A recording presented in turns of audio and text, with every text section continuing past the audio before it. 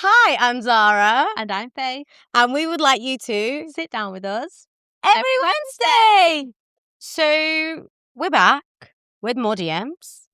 for part 2 Yes. of our 10th. If you've not watched part 1, what are you doing? Go back, watch that, then come back. There's many things discussed Yes. to our sexual activity. Yeah, That makes it sound... that makes it sound really bad. We nearly took a road trip to London to out of companies. Sing. I made too much. But anyway, let's get into it. Let's go. More DMs, more questions. So here we go. A DM that I get a lot, and a question just from people out and about that I get a lot that I kind of mentioned in the last ep, but may as well discuss it more. I get, do people assume you have cancer because you don't have hair? That is kind of a given. I get that assumption a lot. Yeah. And that assumption is wrong. I've said time and time again in other episodes as well, I don't have cancer. I never have had cancer. I've never claimed to have cancer. I've never claimed to have cancer. I'm not that unhinged. No. So, like some people, someone's done that. Not that has alopecia, but some woman has done that. I've seen that. Yeah, like a personality sort of thing. I don't know. But I'm sorry. Yeah. No matter how you choose to spin that. Nuh-uh. Yeah. But we spoke about this a lot in the podcast where Angela, my mum, came in. Good old Angela. I spoke about it in previous podcasts as well of instances.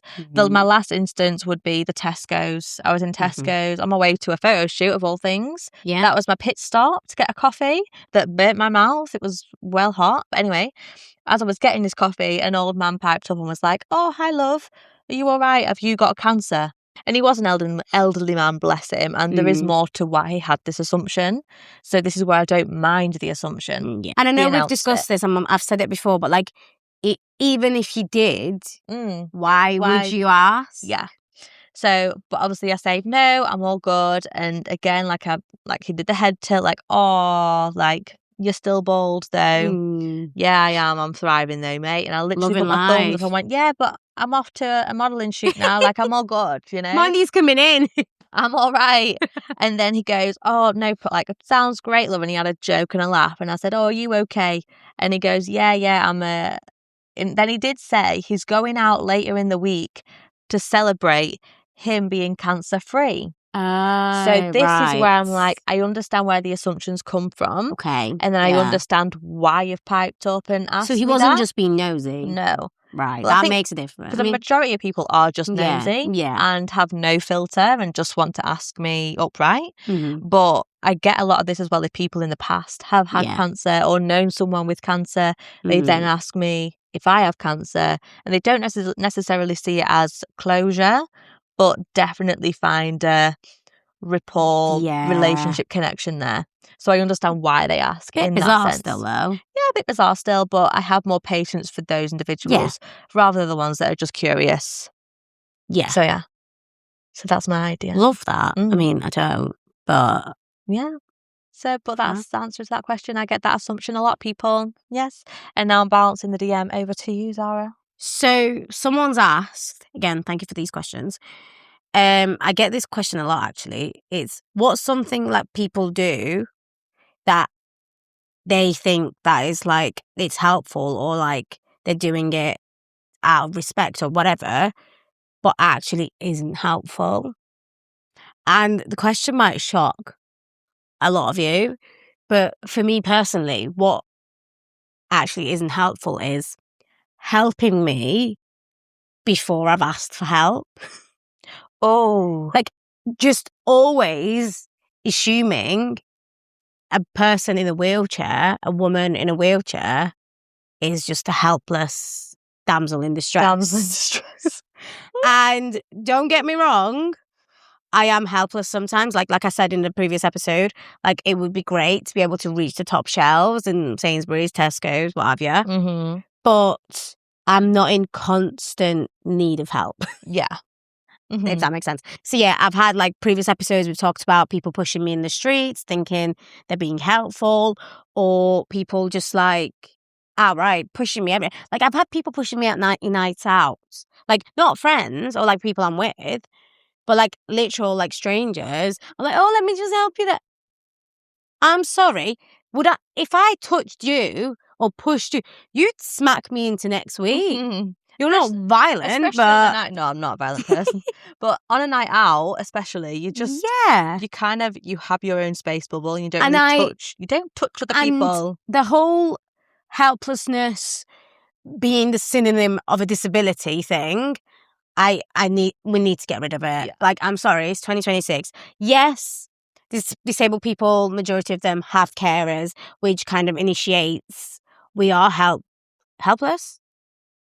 Yeah, it gives that assumption that you are helpless, but no, I'm look at me now. Are you helping me? No. I mean, you are helping me in general life, but not because of my disability. No, because I just bring the vibe. Oh yeah, absolutely. But yeah, so to answer the question, what was the question?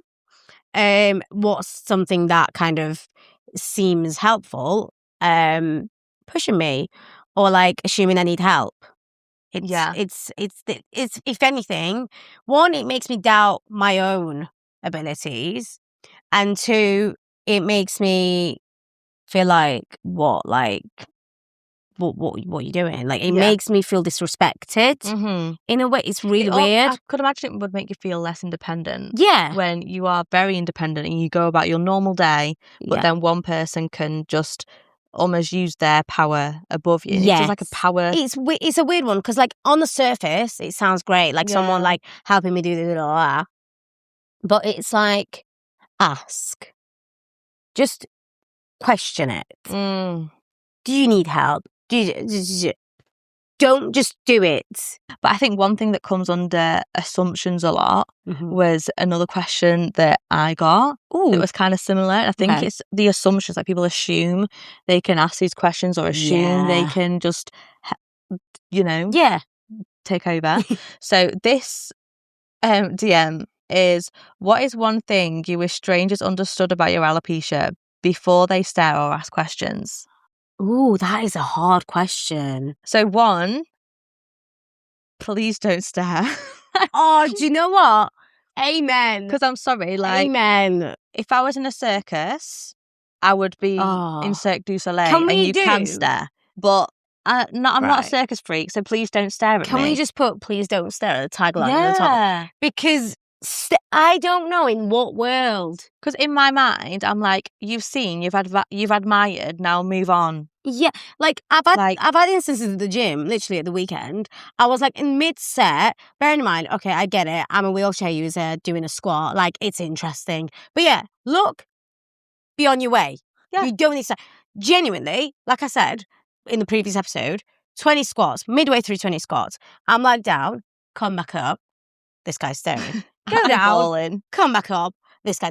Genuinely, at least through the 6 reps afterwards. I just think it's like, so that's one thing I wish people knew. Just don't stare. If you not stare. I would rather you come up to me and ask the most unhinged question than stare at me like I'm an alien. Yes, it makes me feel like unhuman because you're staring at something weird. Like what? And it also, I think, makes my perception of myself worse when I notice you staring more, because it makes me angry. Like, I'm not going to throw hands, but it makes me like, I will wave and smile until you stop staring at me. Oh, yeah. Like, stop. Like, I stare back now. I mean, not at the gym when I'm like mid-set sweating, but like when it's on the bus or whatever, I'm like... Yeah. My partner does that a lot now as well. Does he? He will actually announce, like, we were at his physio the other day, and he's fine.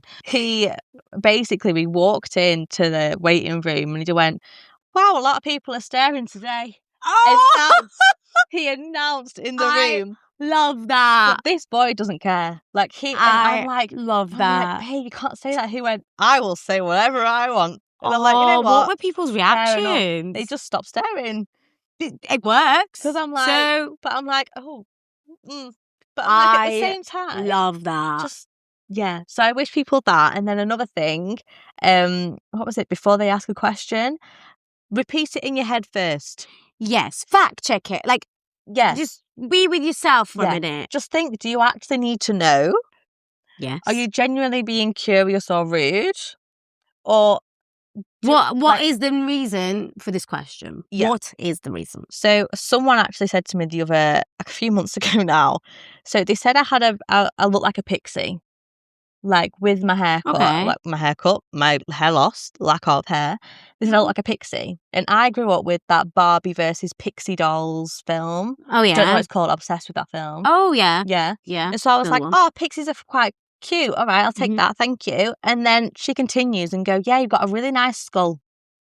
And I'm like, this is such a backhanded compliment. I know you probably meant it well. Yeah. But all I'm thinking about is you are imagining my head on your mantelpiece right now, babe. Like, I think I have a nice skull, but I don't want to find out. Oh, no, yeah. Like, I guess. God, no. I'm glad because it's on show every day, but I mean, you don't need to announce it to me. No, yeah. Oh gosh, God, I didn't think of that. Yeah. So that like I didn't need to know. No, some things are better left unsaid. Yeah. Keep it to yourself. Yeah. For something. So that's one thing I wish that people understood before they stare, and also actually understood that I'm happy. Like, yeah, I don't wish to have my hair back. I don't want people to stare and feel sorry for me. No. I'm very proud of my journey and where I am today. We're proud of you.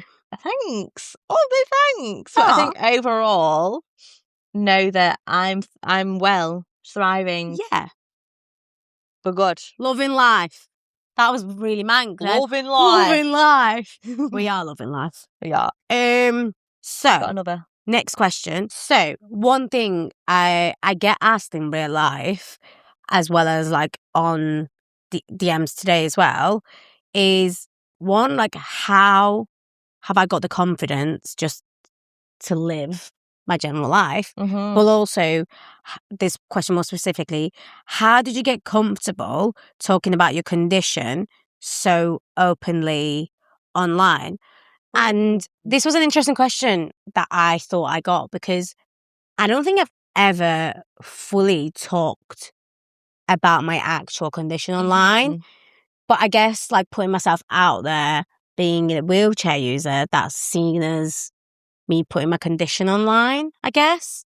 Because I've always thought to myself, I'm kind of like not completely an open book, because I don't really share the ins and outs of my disability. But I guess I do, because people think that I do, that I'm like comfortable doing that.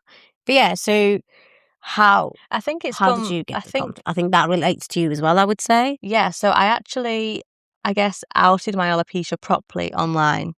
I was 18 at a bar, about to go to uni. So I was leaving college and I was there with my two mates and two best friends at the time. And they were also going to unis, and we were all going to different universities. So it was kind of a big farewell. And I knew going to uni to study dance, I'd already made the decision that I wouldn't want to wear my wig. Yeah. To dance classes, because at this point, an event had happened with my wig and dancing, which is a story for another time. It's a juicy one. But what happened was, I had a photo that I really, really liked that I took without my wig, without my headband, just the hair I had in a ponytail, messy bun kind of thing, which, to be fair, I do look bald on this photo because of the shadowing and at the time, 2018, filters were kind of in still. Yeah. So there was a filter on there. I was 18. Yeah. Forgive classic. me. Yeah. So I posted that photo, and strangers hyped me up. People I thought didn't like me hyped me up. People I hadn't spoken to in years hyped me up. And it was, for me to post that on Instagram, I didn't have many followers, but it was I couldn't believe the support I got from one photo. Oh, wow. And from that, and then with friends that I met throughout university, meeting my partner now, meeting more alopecians online, that was the turning point. When I saw another bald woman online, I was like, I can do this. Like, I can be that role model for a 10-year-old that's Googling on YouTube how to do their eyebrows without any eyebrows, because that was me. When I was 14, I literally Googled how to do eyebrows without eyebrows, and I think Zoella came up. Love Zoella. Nostalgia, yeah. Zoe so good. Yes. She came up, but she had hair. Yeah. But that's the best kind of vibe YouTube video I had. So fast forward a few months later, I started my own YouTube, which I should post on more. It wasn't always like this, where like TikTok and like Danny G wasn't there, and many other like allocutions weren't there. This is all very new. How much online and social media has helped this. It's new. Yeah, like, and it's great. I think like past 5 years, like even that, like only then have I been comfortable to share, because throughout high school, you wouldn't see me leave the house without a wig unless I was seeing family. Like, that's how insecure I felt in myself. So I think, for one, I had to love myself for who I was. Definitely. 2, I did it for myself to make, I guess, life easier.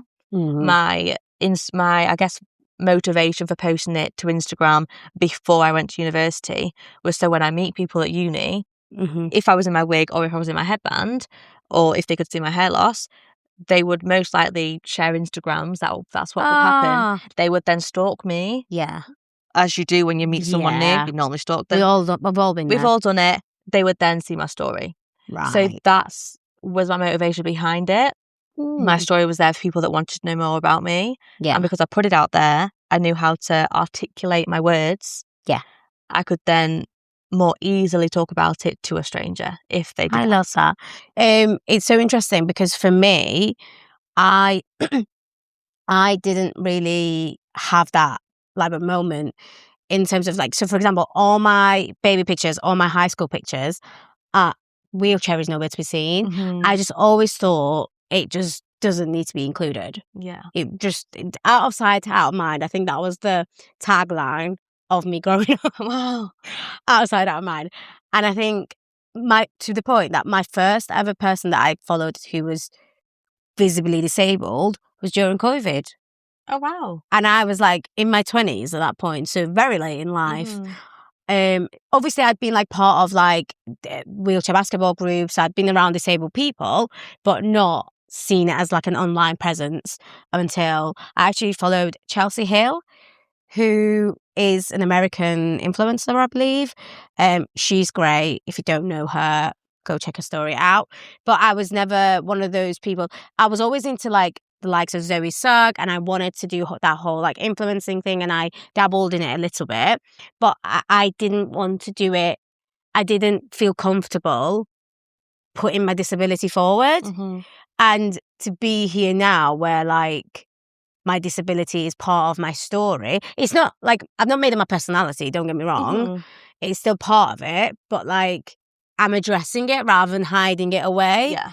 And I think that's literally just because it's come with my self-growth and me accepting it and just knowing it's not going to go away. Yeah. I kind of see it as someone out there will potentially need your help. Yeah. And need to hear your story. Yeah. So I see it as like 10-year-old me would have wanted this. Definitely. You know, from where I was, I had no one in my life growing up I knew with alopecia. Yeah. Not a soul. Yeah. Not a soul. Until I guess I was 19 and I saw people online. I did a few like online calls through COVID. That was about it.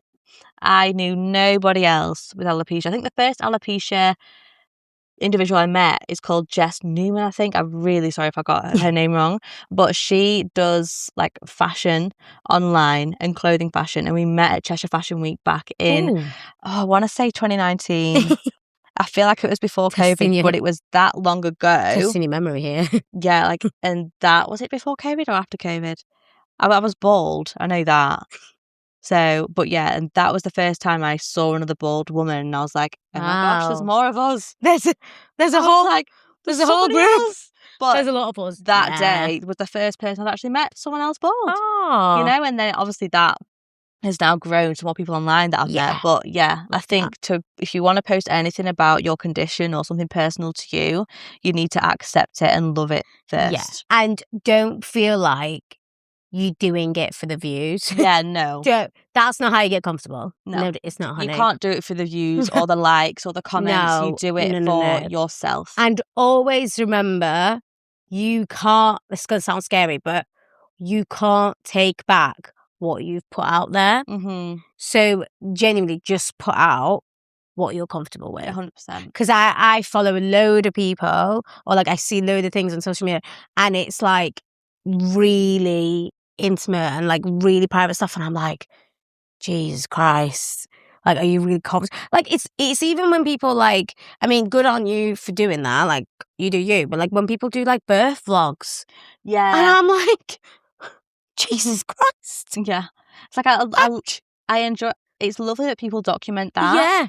But to see it, I think it's because I'm just not there going to be a mother anytime soon. Yeah. Like maybe one day, but not anytime soon. But not ready. No. I think that's why I can't. But I guess like people that are pregnant now might appreciate that video. But again, I think it's where you are in your life and what you want to put out there at the end of the day. So yeah, just work on yourself. Yeah. And then think about posting online. Yeah. Yeah. Should we move on to another DM then from that? So this next question is deep. Ooh. And tissues? I don't know, you know. Tissues? Potentially. But this DM threw me off, and I feel like we could both answer that. Okay. But it's, do you ever feel pressure to be inspirational all the time because of what you've been through? Ooh. Straight off the bat, yeah. I do. I have mixed answers, like mixed feelings about this. Yeah. Because I feel like people assume that I should be inspirational because of my disability. But me as a person, maybe it's the growth, maybe it's the therapy, maybe it's whatever, maybe it's the way I've been brought up. But I don't see myself as, again, it's going to sound really weird, I don't see myself as anything special to be able to be inspirational. Does that make sense? I get you, because I think... So therefore I don't feel that pressure is what I'm trying to say. Yeah, because in your eyes, you're just living your life. I'm literally, always going to swear, fuck around and find out. I'm just effing about and finding out what happens in the end. Mm-hmm. I am not trying to be inspirational. Don't get me wrong, going into the modelling industry, it is amazing that other wheelchair users are going to see me, maybe potentially younger audience, are going to see me and think, oh my gosh, I love that. But I'm doing it not to be an inspiration, but to normalize it. And as actually the opposite of inspiration, to be like, it's normal. It's not, we're not, when we're out there, we're not being inspirational. We're just like anybody else. Yeah. Does that make sense? That does make sense, to be fair. I feel like, because I've gone from like having hair to like not having hair, and I've now documented my life after I've lost my hair. Yeah. I do feel a pressure to be inspirational, but only because I get the comment that I am inspirational all the time. You are inspirational, don't get me wrong. But I feel like everyone goes through their own life struggles, and that's inspiring in itself. But I think that I feel pressured to keep being inspirational because people are inspired by me. And I love that, because like 10-year-old me would have been... 10-year-old me would have adored me right now. Look at me bigging myself up. But 10-year-old me would not believe. No. Would not believe. No. But I think it's like, I now feel not worried to fail, but I'm hesitant to post my failures because people want to always see good and see like winnings from me. Oh, 100%. And I think that's also the culture we're in now, which is quite rubbish. But I highly agree with the concept of you have to fail to grow. Yeah. And so my failures aren't failures. If anything, a failing is a win. Yeah. Because you then learn from that mistake to grow and then more do something else different. And then I think to where you want it to be. In the past, I've wanted to be inspirational and to be an inspiration to people because I wanted that. Yeah. Like I wanted someone else to be inspirational for me. I wanted to be inspired by someone else. So now I want to be that inspiration for the younger girl that can't accept her alopecia or is struggling so much. So it's like a balance, being like a yes and a no. I think for me, when I realised that people see me as an inspiration is when, so like I said, I I don't really address my disability on my socials. I do more now, but I didn't used to. And I remember about a year ago, I posted this reel and it was a trend. It's like, you seem happier. And the twist I put on it is that I accepted my disability, or like, I've learned to accept my disability. And I got so many responses from that. And I was like, oh, hang on a minute. So I am actually, like, it's weird. Like, so I am actually inspiring people. Like, it's like, to me, like I said, I'm not anything special, but I don't mean it in like a feel sorry for me kind of way. But I don't know how to explain that I don't feel like I'm special. I think it's because I am just living my life. Like, like I'm not special. But to someone who is, I don't know why I'm saying you are special to someone who needs to see that side. Yeah, that's where like the inspiration comes from. But I get the sense of like, just because I'm living my life day to day doesn't make me inspirational. I'm just dealing with the cards that I've been dealt with. Like, so I think it's that balance again. I've literally been on dates recently where like people have just like sat opposite me and gone on about 45 minutes about how I'm an inspiration. Like, literally, I was telling this guy about like my like day to day. I was like, yeah, I went to the gym, and he's like, oh, you're so inspirational for going to the gym. Like, find this up. Like, honey, what would you want me to do? I mean, I don't mind the term if I'm actually being inspirational. Like, if I like the there's a fine line. Yeah, if I'm doing a performance with Little Lady Locks, I normally have in the past started with my wig and took it off, and I feel like that's almost don't judge a book by its cover vibe that I'm going for, and I feel like that's inspiring for those to say like, actually, this is how good their wigs are. Yeah, you know. And to inspire younger girls and younger women that accepting your alopecia and wearing a wig and having fun with it is a great thing. That's great. As much as wigs helped me love my alopecia, that's hard to do. But if I'm just like not doing anything, like out of the ordinary, and I'm and you call me inspirational, it doesn't make sense, because when I was 12, and I'm not sure if Angela, my mum, mentioned this in her podcast, but when I was 12 years old, I needed a wig desperately. It was my first ever wig, and bear in mind at that point, I didn't want to wear a wig. It was like the last thing I wanted to do, but I had to.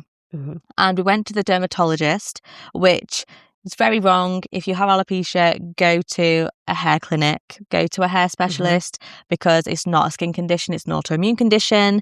However, if you do have eczema and flare-ups, yes, that is a dermatology skin condition. Check with your doctors. Yeah, I'm not a doctor, but that's from my experiences. Dermatology did not help at all. And so, but we had this dermatology appointment, and what we thought was going to happen was that we would get a voucher to get a free wig. That's all we went for. Yeah. I got a lecture from this woman. Oh my goodness. Who I swear had like a student doctor, and like there was about 3 other people in this room of her profession that were telling me, a 12-year-old, that I was inspirational, and she was. No. And this woman was borderline crying. I was 12 years old. I just wanted a wig, babe. Like, I didn't feel inspirational at that point. No. I wanted to be inspired, to be confident. Yeah. And like, at 12 years old, I didn't need that at 12 years old. Like, okay, I'm inspirational. How? I want a wig, babe. That's all I want. Yeah. Like, when I was 12, I'm not inspiring anymore. Maybe you are inspiring people from afar, but like, you're not trying to be. So I think inspirational. Their way of, I guess, feeling sorry for me, because I think they just felt sorry for me and wanted to help, and they couldn't help, so they said inspirational, but that was just the wrong word to use. Yeah. It was. I mean, I literally ended up grabbing my mum's car keys, grabbing my dad, and like, let's go. Blackpool. I thought you were going to say grabbing a wig. Grabbing a wig, I wish. I wish. But no, we literally drove to Blackpool that day and just bought a wig. And I was like, let's turn this day around, because what just happened? Yeah, that's not it. It was a bit crazy. Right. Moving on. But just a side note, I do love to inspire young girls. Oh, that's cute. I do love to, and that's why I put content out there, to show younger girls and younger women that you can love your hair loss eventually. It is a journey to get there. You know what? But you can also love wigs. Speaking of the younger generation, I've had people come up to me like with kids that are like disabled and be like asking questions about my wheelchair, being like, we are thinking about this wheelchair, like, how do you find it, and things like that. And I'm like, you're more than welcome to come to me for. Coming to me in person with like a random question, don't do that. But like questions like that, I'm like, listen, I've got all the time for you, babes. But yeah. I think that's when it like really brings it back as to what is your why, your purpose, your why. That's my purpose, that's my why. Yeah. For their 10-year-old Faiths out there. Oh, 10-year-old Faiths out there. Yeah. Love that. So, something a bit more lighthearted. And I think you could answer this as well. Okay.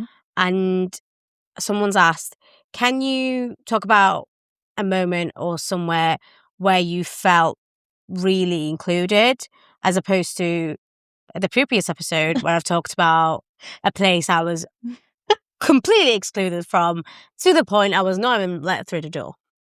Wow. Yeah. I think the first time I felt it was I did a wig shoot with Dmuse.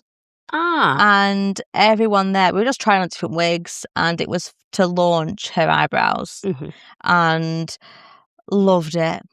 Because we all shared, obviously, alopecia similarities. I came without my wig. At that point, I wasn't wearing my wig. Wigs at all. But other women that were there were wearing the wigs. And yeah, I don't know. That day was like the first day I'd met multiple alopecians, girls with alopecia, girls that wear wigs, women that wear wigs in one room. And I think that for me was like that was a big pivotal moment. Yeah, a big moment of like, wow, like this is a gorgeous community. And I felt so included right then and there. I think, to be honest, for me, school, half and half. Yeah. Do you know what? Actually, funnily enough, going back to excluded a tiny bit, I remember my first day at school, or like my, what's it called, inset day, or like the day, open day, whatever. They literally were like, this is your playground. Bear in mind, it was high school, and it was literally the size of this room. And that was the only area I could be in because of my disability.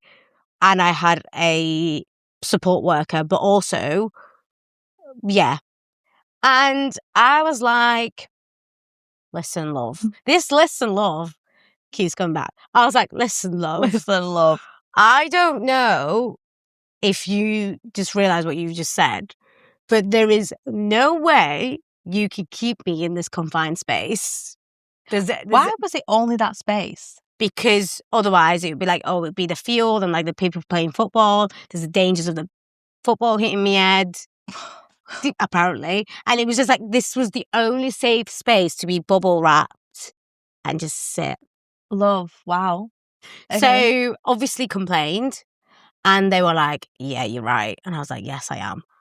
So I was like, and then as well as that, I don't need a care. You're right. You? Yes, I am. This is what happened. Right. Do you know what? I always say this. I'm nice until you're not. Yeah. That's one thing you should know about me. I'm but it wouldn't melt until you're not. Anyway. I am nice after a coffee. Oh yeah, I know. I've seen it. I know. I know. Trust me. Been there. Done that. Yeah. Move on. Right. Yeah, I'm never meeting you without coffee. This is why when you came in this morning, first thing we did was coffee. Did that not like translate? Was I serious? Oh dear, okay. Oh, digressing. Moving on. So from that, when did you then feel included? Yeah, I kind of went Sorry, back that to was my fault. Sorry, all right. Keeping me in track. About me. Go. Zebedee. Zebedee, yes. Zebedee. So, like I said, that was like Zebedee was my whole like introduction to like the modeling world. Me too. And I just was like, whoa, like there's people here that understand me. What is going on? And every experience I've had with Zebedee, bar a couple, that like wasn't Zebedee's fault. Like for example, like clients booking me rooms that are like not truly accessible. We've been there. But as a whole, with Zebedee specifically as a team, best inclusion. 100%. And obviously, they're clues in the name, inclusive agency. So you'd hope. But you'd be surprised the amount of places that claim to be inclusive. Absolutely not. I know not. Mm-hmm. But Zebedee truly is. Yeah. So yeah, I think that would be for me. Yeah, most obviously Dmuse was my first encounter feeling very included and feeling that inclusivity. Mm-hmm. But now and most recently it would be Zebedee. 100%. Yeah. Love ya. If you're watching. I know you're watching because our agent actually comments. Yeah. So we know she's watching. Okay, so next one. A DM I got, a question I got was, what's the best comeback you've ever given to someone who's made a rude comment about your hair? Oh, I can't wait. I'm one of these gals, right? In the moment, I can't think of it. Oh, yeah. I'm always the one in an argument. 24 hours later, I could have said that. Yeah, I'm kind of like stunned, like taken aback a bit. Yeah. But like as time goes on, I get the comeback. Yeah. So the one that I love, someone once said, I look like Voldemort. This was a message, by the way. Stop it right now. Yeah, so it was a dance video I posted. It was very dark lit and we were kind of covered in like black paint, and this was through my master's degree. Mm-hmm. And I posted this video and the video did quite well for me on Instagram. I'm very proud of it. So head to toe black? No, so it was red lighting, but we had like a vest top on, black shorts, but just black paint splattered on us. Right. Almost like looked like mud. Yeah. You know. And so I posted that, and then a woman commented saying, at a first glance, I thought this was Voldemort. You look like Voldemort, First of all, basically. A woman? Yeah. A woman? Yeah. A girl, yeah. Not being sexist here. But women. A woman? Big women up. Yeah, no. I then commented saying, Avada Kedavra, bye. No. You need to say that again. Gonna use my powers. You need to say that again. Is that what it is? Avada Kedavra, goodbye. Dead to me. I love that. Like, if I'm Voldemort, I will be Voldemort. I will summon you to death. New and improved with a nose. Another one I've had is Gollum, and I'm like, I'm sorry. Come on. No, Gollum had hair, my love. Do some research. Yeah. Oh, I don't know. Gollum's got hair. Like strands. And I'm like, research. And fact check Gollum, come on. Yeah. So then, yeah. And that was, I mainly got comments through the audacity. Like, my YouTube. The audacity. Yeah. And do you know what? One thing for me about hate comments, not that I get a lot, or like DMs or whatever, it's like, it's not like a spur of the moment, because you are typing this out. Mm-hmm. At any moment you can just not send it. Mm-hmm. Do you know what? It's like, you really thought that was a good comment. Yeah. Like, you know, it's not accessible. No. Accessible. It's not acceptable. It is not acceptable. So that is one for me. So someone's put very nicely, if you don't mind, can you actually say what actually happened to you? And I have a love or hate relationship with this question, because this isn't the first time, obviously, I've been asked it, and I do sometimes get asked it like face to face. Yeah. So to answer that question, it wasn't a shark attack. I think I've mentioned that in one of the previous episodes. It wasn't. I know, right? No, I know it's not. But do people assume that? It's because you're... No. Okay. But like, some people are like, was it a shark? And I'm like, oh yeah, his name was James. He's just chilling in the Indian Ocean. Like, come on. What do you mean, was it a shark? Oh my gosh. Okay. So I was actually, again, if you've not watched one of my first episodes, I explain it kind of on there, but I have a disability that I was born with, spina bifida. And yeah, I was born with it. My mum was pregnant. I was born. Her spine is basically outside her body. Basically, part of my spine, if you don't know what a spina bifida is, in short, part of your spine swells up and it kind of like grows outside your body. I've probably said that in the worst way. And if you're a medical professional, you're going to be like, what she just said. But that's how I would describe it. And I've got lived experience, so You're allowed to describe it like that. Oh my gosh. So and then one thing that people don't understand, that's kind of like, I guess my hidden disability, is that I've actually got an implant in my head that not a lot of people know. And it's basically because, so spinal bifida is one of those disabilities where it's like an umbrella, and a lot of SHIT can come from it. So, for example, because of the loss of nerves, it can lead to different things. For example, one of the things it can lead to is hydrocephalus or hydrocephalus. I think it's a Roman term. I don't know how you pronounce it. Again, medical professionals, correct me in the comments. I love how I'm thinking like loads of medical professionals are watching this right now, but one can dream. And it's basically where so in a perfect body, your brain fluids gets like drained out your body. Whereas with mine, it wasn't draining out. And in turn, it would like basically mean my head would physically be bigger, but also it could lead to like literally death if I wasn't to like drain it properly. Yeah. So they put this implant in my head, like literally, it's like a cochlear implant, like next to my ear, but like inside it, and it kind of drains it out. And that's kind of a hidden disability type thing, because like not a lot of people know about it. And yeah, that is pretty much what's actually happened to me.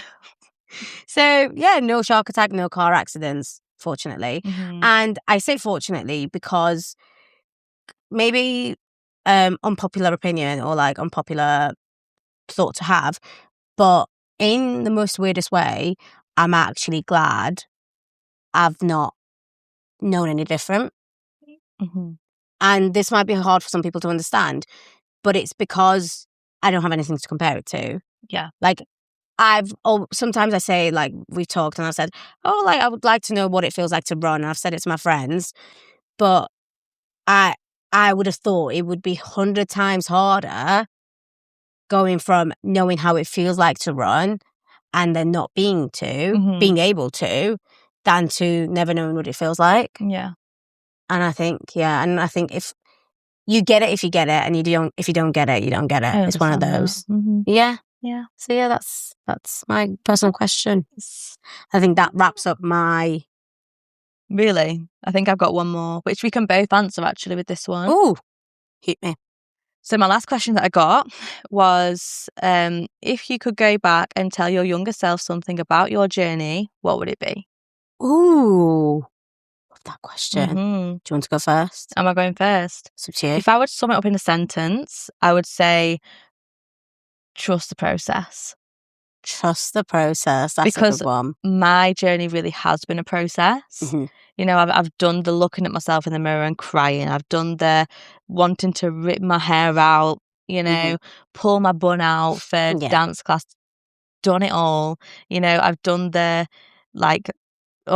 so much. Yeah. And so I think it's been a journey. It's been a journey. And so if I could go back and tell younger Faith, I would tell her, trust the process.